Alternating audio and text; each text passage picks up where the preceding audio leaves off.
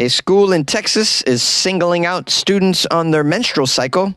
There are highly radioactive wild pigs wreaking havoc in Germany. And a professor asked students to paint their faces to fulfill his clown fetish. These are the weird stories for Wednesday on Weird AF News, the only daily weird news podcast hosted by a comedian inside a closet. Here we go! A Texas school is using a specific hall pass for students on their menstrual cycle. Does everybody know what a hall pass is? Let's define our terms up top here like good scientists and news reporters. Like yours truly. A hall pass, guys, for those of you who didn't grow up in the United States, is when you have to use the bathroom while you're at school. They don't trust you in the American schools at all. They don't trust you that you'll just go to the bathroom and go back to class. They think you're going to run to your car and take a few hits of the bowl. And they're absolutely right. That's what I would do. Is go to my car and hit the bowl. Or down a couple nips of Fireball. Do you guys know what nips are? Oh, I'll save that for a later episode. Anyways, they have you carry around this hall pass. This way, if security or another teacher or faculty member catches you in the hallway, you can say, "No, I have permission to be out here. This is my bathroom pass. It allows me to go to the bathroom." You know, because you got to treat them. You got to treat the kids like infants here, because this is how we do it. Anyways, in Texas, we have some parents very frustrated. Apparently, there's some school policy going around, and it's outraging the parents and the students. It's a policy that singles out students who are on their menstrual cycle. The officials at the school say they put this rule in place due to a long-standing problem of abusing bathroom access. Parents have called the media to tell them what's going on with this, quote, purple pass policy, which is what they're calling it.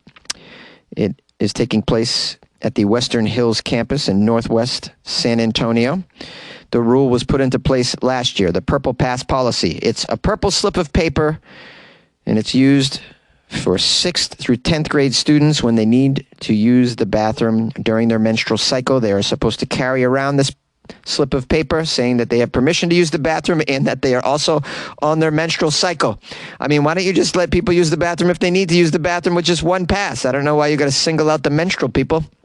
Maybe because they're going to go to the bathroom more, so you give them special treatment, but still, you know, you don't have to go through all this. This is a little over the top, but this is how Texas does it. They can't go to 5, 5.5, or 6. In Texas, they go right to 11. Always got to go to 11.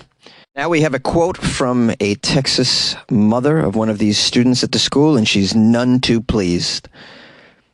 "Well, what do you think? I was horrified. I was embarrassed for my daughter. I mean, I tell you, being a young lady in this day and age is hard. It's very hard. When I just think about it, I need a cigarette. Hold on.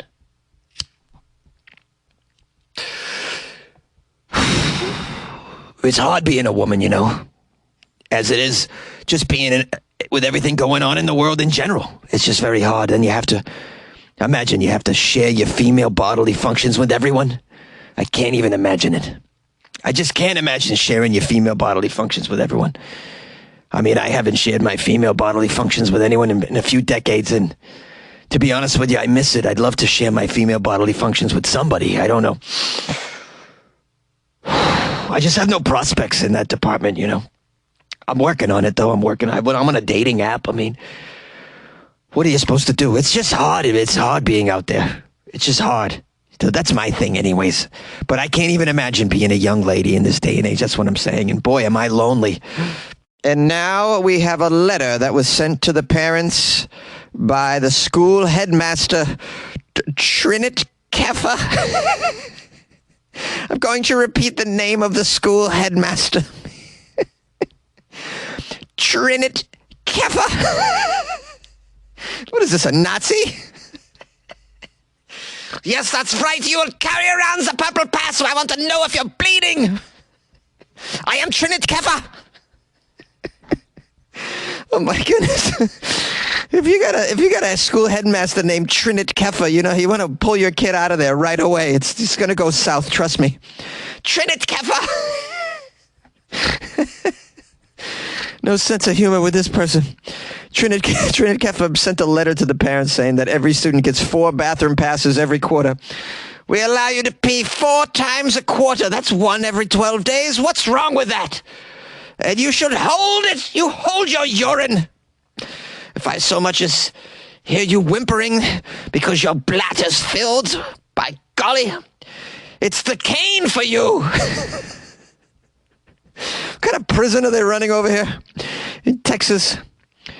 Trinidad Keffer says in order to protect the female students from being limited by the bathroom procedures, the school created this system for students experiencing their menstrual cycle to access the bathroom and the bathroom supplies sufficiently.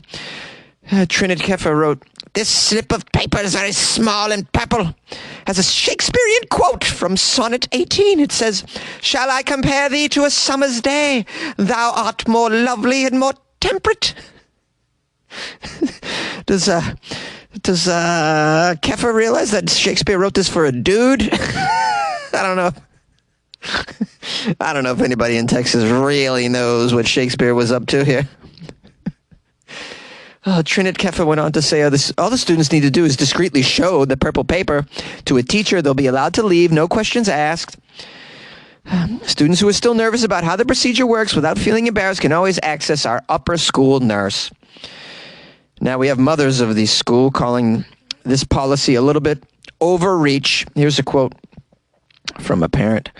"One teacher, when questioning my daughter because she asked to go to the bathroom and she presented her purple pass, he said, 'Really? You're using this again? Didn't you just have your cycle?' And this was from a grown man. Yeah, this is stupid behavior. But, what do you expect? It's a charter school in Texas. I mean, I don't even know why these schools get public funding, to be honest with you. Look what they're doing. You also giving out brown passes when you need to poop? I went back. I got the yellow pass by mistake. I don't need to pee. I need to do number 2. Let me go get the brown pass. What's the pass for when you want to smoke weed in the bathroom? Is that the green one? That's all we need to know, really. All of this is just nonsense. Nonsense, I say.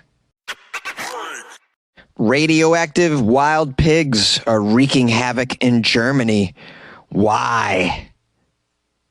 In the forests of South Germany, there are roving bands of wild boars wreaking havoc. These shaggy-haired swine have been known to bite, and sometimes will charge at humans with their tusks. The tusks are very pointy and sharp. These pigs are highly protective of their young. However, the creatures are also known to be incredibly radioactive, so much so that they've been deemed unsafe to eat, sadly. While deranged packs of radioactive pigs might seem more suited for a post-apocalyptic video game, they certainly exist, and researchers have been working to understand the mysterious origins of their irradiated nature for years. Luckily, some new research offers an answer as to why this swine are imbued with so much radiation. They're like roving nuclear bombs with fur. Radioactive pigs that are wild, and radioactive pigs that are wild and radioactive. Let's find out why. The study was published in the journal called American Chemical Society. I thought it was going to be called the American Journal of Radioactive Pigs. This journal found nuclear weapons testing across the globe released enough fallout into the atmosphere to irradiate the wild pigs. I would have guessed that. The findings further underscore the dangers of nuclear testing and weapons for countries around the world. Even if they're not the ultimate target of the bombs, they can get radioactive by hanging out in those areas. I'd imagine all the wildlife that hangs out in the testing areas get radioactive. That's why you should test your weapons in the middle of nowhere where there's no life. The deserts is the closest thing we've come to, but maybe you could probably test them on the moon, though, instead. There's no life on the moon as far as we know. Why don't you test your weapons on the moon, world leaders? I don't know anything about that. It's probably not feasible. Rent on the moon is quite expensive. Did you guys, by the way, did you like my impression of that guy on Our Planet above? I was trying to do that guy. It wasn't perfect, but I had the gist of it.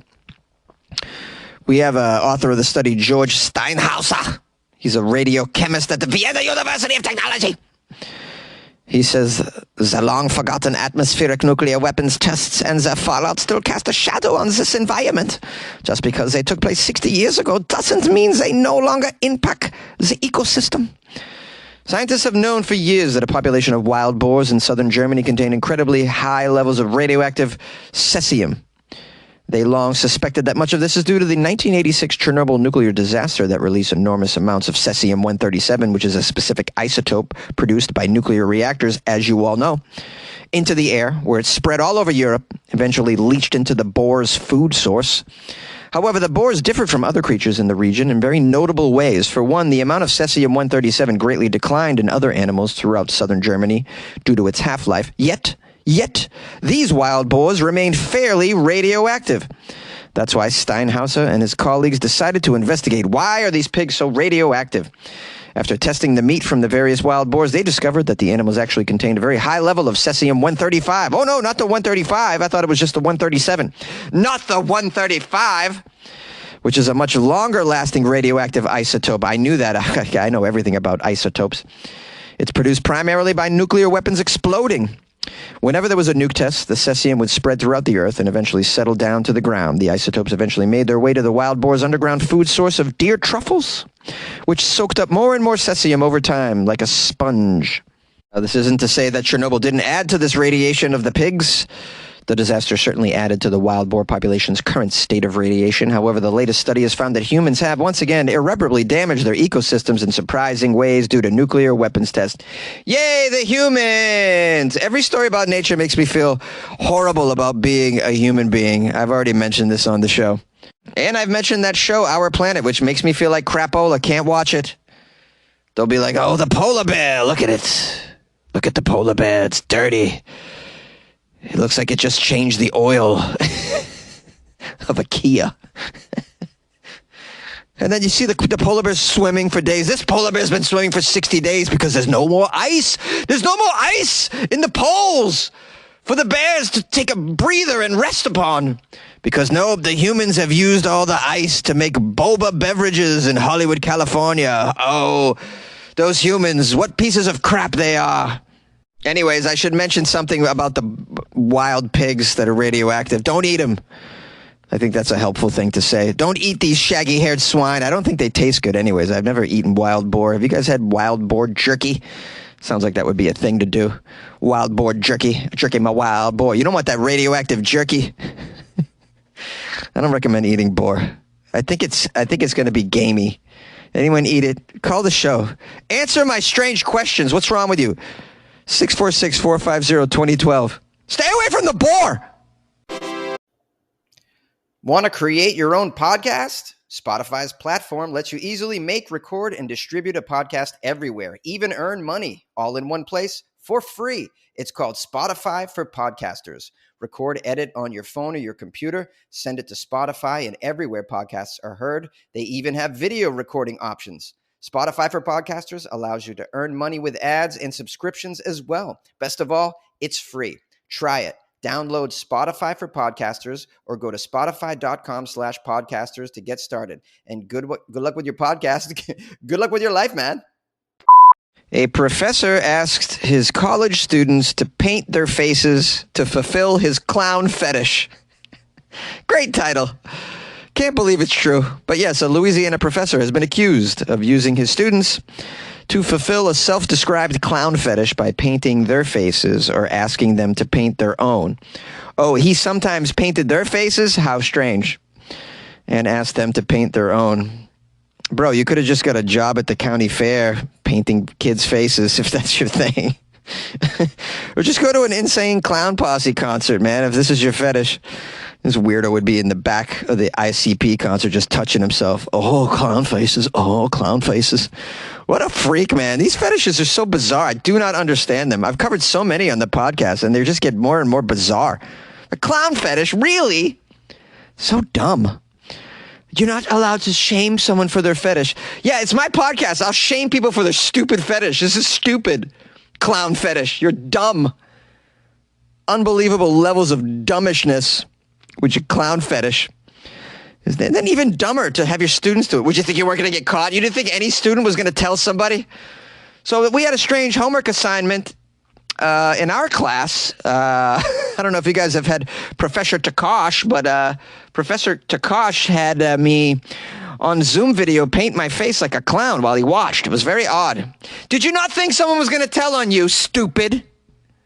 This dummy, Joseph Takash is his name. He would regularly post about his fetish on social media platforms such as Facebook, Reddit, and YouTube while working as an assistant geography professor at Nicholls State University in Louisiana. Well, people aren't too bright in Louisiana. They just post about their proclivities right on Facebook and then don't think they're going to get caught. In March, Mr. Takash resigned from his position just before student journalists exposed his behavior in their student-run newspaper, The Nicholsworth. The editor of the newspaper reported that 6 students had come forward to claim Mr. Takash would offer them bonus points in class if they allowed him to paint their faces. Oh, the old bonus point offer. Yeah, we're familiar with that one. Little extra credit, Sally, if you step into my office for a little extra credit. Oh, yeah, I got some equipment that I got at the old Halloween store. Yep. Would you mind putting on this foam nose for me? Oh, and I got these oversized shoes if you could put those on. And now, are you able to blow balloon animals? Oh, that really gets me. I'll give you an A if you can blow some balloon animals. There was also a post on a Reddit forum surfacing where Mr. Takash, under the username Geography, shared photos of several women wearing white face paint. Oh, good. Then went on and shared the photos of the students on a social media platform. Didn't think you'd get caught, you dummy. Extra levels of just buffoonery. In addition to the picture on Reddit, he wrote in a post, I have a face paint fetish, and I convinced the cute girls in my classes to let me paint their faces. And you didn't think this was going to come around to bite you in the face. You didn't think that, Mr. Takash? Gee willikers, buddy. I don't know how these are the kind of people they let be professors and assistant professors, people like this. I don't even know how. You would think you'd have intelligent people working at a college, not even you would think that this would be middle school or high school behavior like the purple pass that we covered in a previous story. Nope, college in America too, run by dummies. Now in the story, we have Bradley, who was a student who took Mr. Takash's East Asia class online, saying the professor made an assignment where all students had to paint their faces and take photos of themselves. They had to write down the process, take multiple photos. He says the relevancy he gave it was that it was a Japanese style of makeup. It was for the students to get a better understanding of the Japanese culture. Okay. Oh, look at what the lengths this weirdo went to trick people into painting their face for him online. He went and got a job teaching an East Asia class at a college. Apparently, this was the one college in America that doesn't teach clowning, because a lot of them teach such totally useless and childish curriculum as clowning. There's one college that teaches a Taylor Swift course. College in America is the biggest joke ever. It's just a whole scam, in case you're not aware. No doubt this went on for a while before a student even reported it, because, it's totally not out of the ordinary to be given childish assignments in colleges and universities in America, like playing badminton. It's just, like, the stuff that you do in colleges is so stupid. So people were probably like, no, this is perfectly normal, just painting faces. Oh, let me just paint my face for this guy. And then it comes out that he has a clown fetish. And not only that, it looks like here he has a record previously. They even hired a guy with a record. Hold on. Oh, yeah, it says this guy has a police report on file. Apparently before arriving at this particular university, he pleaded no contest to a theft charge at Kent State University in 2017 for breaking into a colleague's office and taking a USB drive, which I assume he thought had clown face paint videos on it. I don't know. This motivates him all the time. This is his motivation.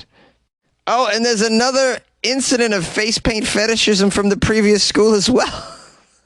Same school as the theft. A Kent State student who was 18 at the time reported seeing a post by Mr. Takash on the Facebook group meant for new students to meet each other. In it, he allegedly made a cash offer to anyone who would agree to let him paint their faces. No, totally normal to offer new students cash to paint their faces. What made you think this wasn't weird? One student said she agreed as she was in need of some more money and had an interest in movie makeup. Mr. Takash then allegedly offered to pick her up and take her to the geography department to paint her face. She told the police she had stopped responding to his messages after becoming uncomfortable with the situation, which then caused Mr. Takash to become annoyed and refuse to leave her alone. Oh boy. The student then had to file a police report about the professor. Wow, this student filed basically a harassment police report at the previous school, and then you hired him at the new school. New school. Good job, everybody. Then we wonder why it ends up like this. This is one big circus, man. One big circus. No pun intended. Yes, pun intended. Pun intended there. Yay! Hello, everybody, and thank you for joining me for this episode of Weird AF News. I appreciate your time. I appreciate your loyal listenership. If you're new to the podcast, please consider subscribing to it, or if you're listening on Spotify, you can just click the like button, and that'll keep you, I think, subscribed to that. And I think there's ways to get notifications about new episodes. I'm not really sure how to do all that, but there's a way. But never fear, I'm here 5 days a week for you, so you can count on me. And on Fridays, we only do weird news from Florida, as most of you know, but maybe some of you don't. So I just want to let everybody know what they're getting into before they subscribe. 5 day a week news that's weird, and on Friday, only news from Florida. Being that it's not too far away either, if you come across some weird Florida news, please send it my way. I'm already getting some weird stories from Florida this week, and I appreciate that. So you can always email me, funnyjones@gmail.com. If you'd like to call the show, I encourage that as well. 646-450-2012 is what you do. And then you can follow me on Instagram @funnyjones if you want to keep up with me. Doing a show tonight down near the airport in LA because my career's really cracking, as they say. You know, when you're doing shows near the airport, you're really crushing it. Anyways, if you'd like to support the show, go to weirdafnews.com. There's various ways where you can buy Jonesy a coffee or join the Patreon or all that kind of crap if you want to support the show because you're a rich person. I don't think I have any rich listeners, but maybe I do. Maybe they want to be patrons of the art. You know, those, what do they call them? Philanthropists. Maybe you want to be a philanthropist, a patron of the arts. So go to weirdafnews.com, and I'll see you tomorrow. Good luck with your life, man.